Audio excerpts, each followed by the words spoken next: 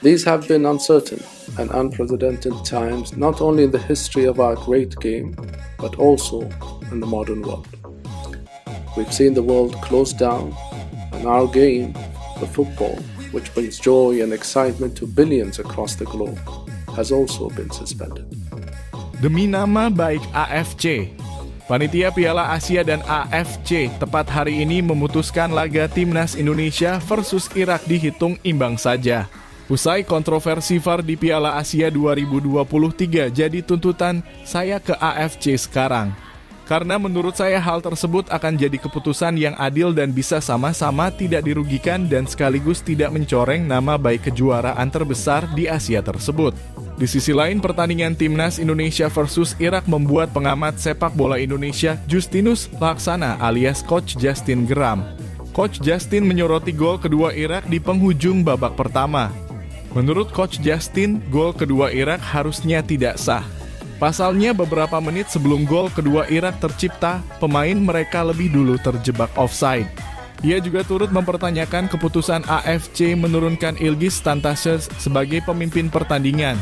Jelas OFFSIDE apakah wasit AFC terima amplop? Tulis Coach Justin dikutip dari akun X-nya Senin 15 Januari 2024. Jika dilihat secara seksama, pemain Irak memang sudah terjebak offside beberapa menit sebelum gol kedua Irak tercipta. Wasit sempat berdiskusi dengan wasit VAR. Akan tetapi gol kedua Irak yang dicetak Osama Rashid itu tetap disahkan. Gol itu cukup mempengaruhi permainan Indonesia mengingat saat itu timnas sedang dalam momentum membalikan keadaan setelah bisa menyamakan kedudukan. Luar biasa.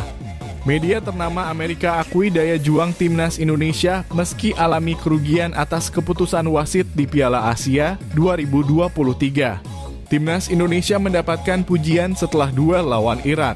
Media ternama asal Amerika, ESPN, turut menyoroti laga Timnas Indonesia versus Irak. Salah satunya soal gol kedua Irak yang kontroversial karena berbau offside.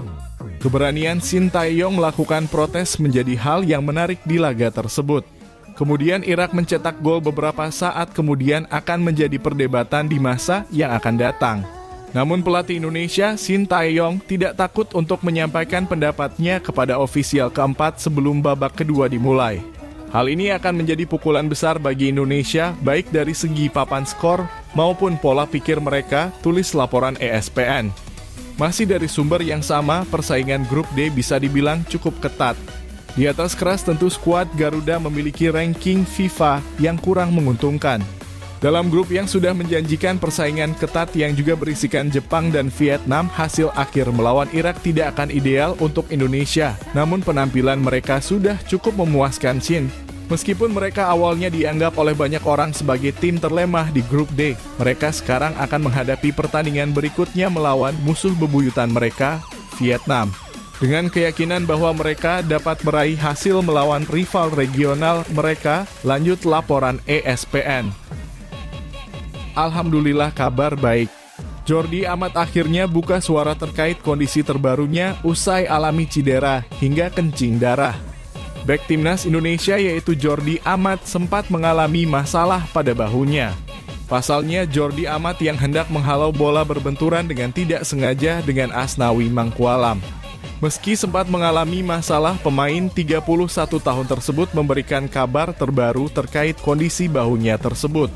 Seperti diungkapkannya pada akun Instagram @jordiamat5, kondisi bahunya kini sudah membaik. Hai semuanya, hargai kekhawatiran tentang bahu saya, semuanya baik, ujarnya dalam unggahan terbaru. Bukan hanya itu, ia juga sempat mengalami benturan keras pada bagian pinggul pada babak pertama. Dan kabarnya membuat bek tersebut kencing darah. Namun yang pasti, kondisinya kini sudah lebih baik dan hanya tinggal menyisakan sakit pinggang saja. Ingin memberitahu Anda bahwa selama paruh pertama permainan, saya mendapat pukulan keras di pinggul saya, menyebabkan pipis darah di babak pertama. Kabar baiknya setelah 24 jam, merasa jauh lebih baik, hanya menghadapi sakit pinggang sekarang, kata Jordi. Pemain yang pernah memperkuat Swansea City ini pun mengaku siap untuk melakoni laga berikutnya.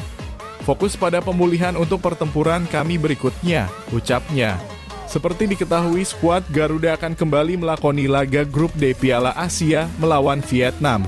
Pertandingan melawan Vietnam tersebut akan berlangsung pada Jumat 19 Januari 2024 pukul 21.30 waktu Indonesia Barat di Stadion Abdullah bin Khalifah,